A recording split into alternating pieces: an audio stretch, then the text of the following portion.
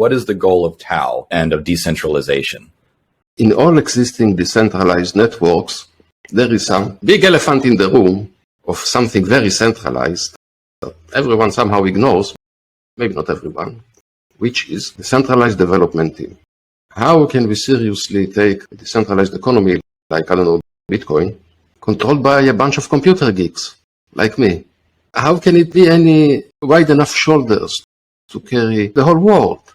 The centralized control of the development team is a big bottleneck for adoption. It is a problem by its own. Who promises that the decentralized development team will take the right economic decisions? They themselves know this, and therefore they avoid taking economic decisions.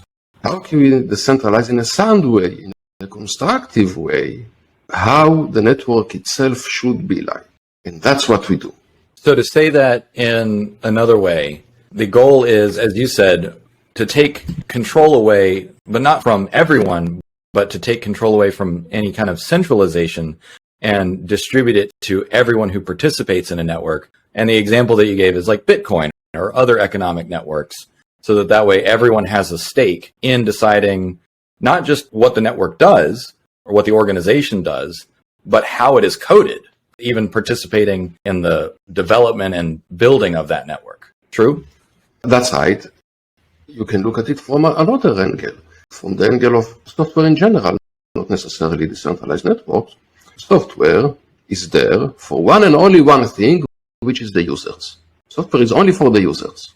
But somehow the users have little to no voice or influence on how the software should be like. Next time your phone asks to update itself, how does it feel? Who knows what they put there? Right? It doesn't feel good. But it's all for the users. You are the user.